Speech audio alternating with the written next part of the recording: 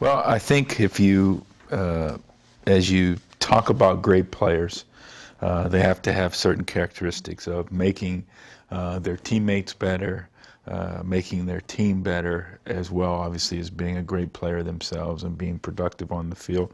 And I think Ray has all that.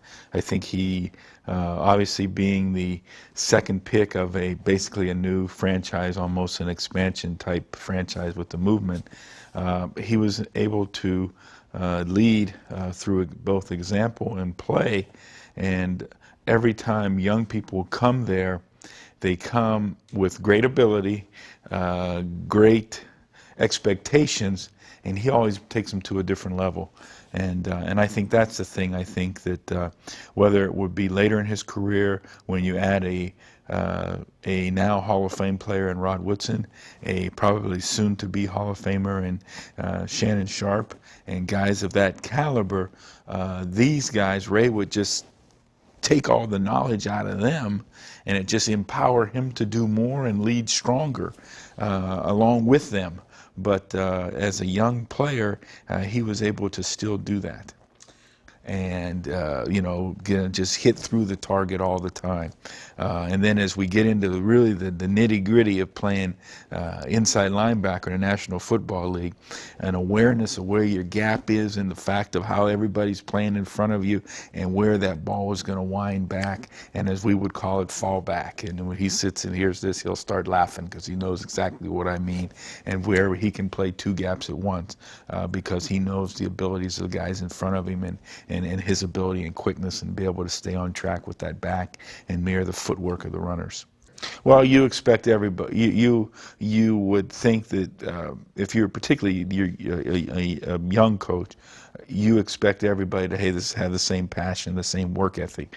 What people see on Sunday is how we watch Ray practice each and every day, and that's what I would say to people. I said, what you see on Sunday is what I watch Wednesday, Thursday, Friday during the week, because that's how he practices. Because he knows that you don't just turn it on, the dial doesn't just turn up on Sundays.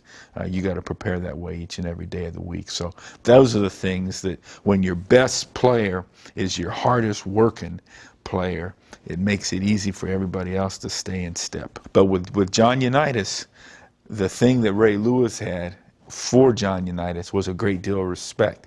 And when John would come around, Ray was going to be one of those people that were going to be right there because he wanted to meet John Unitas. Ray has a great ability to understand tradition, to understand history, and be able to take that and make those people know their place, their rightful place, and how important they were, and transfer that into the other guys and use that. And if they had a bit of knowledge for him, just take that and use that to make himself better and make the club better.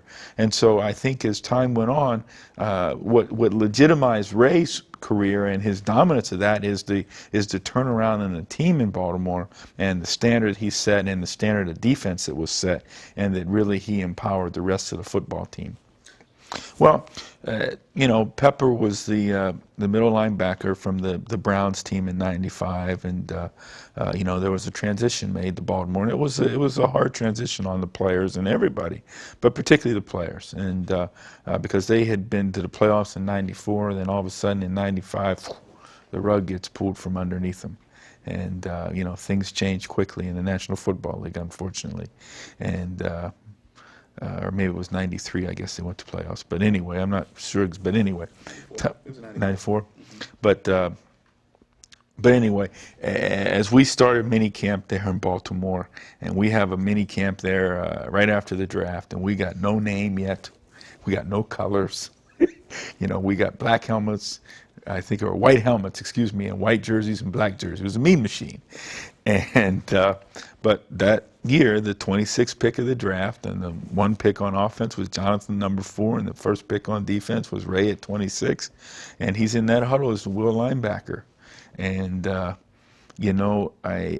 thing about it is he was like a sponge. Everything Pepper said and all the thing and how Pepper handled the huddle and everything he did, he was like a sponge. Well, we go through that first camp, that orientation camp there after the draft, and then next time we come together, there's no more Pepper.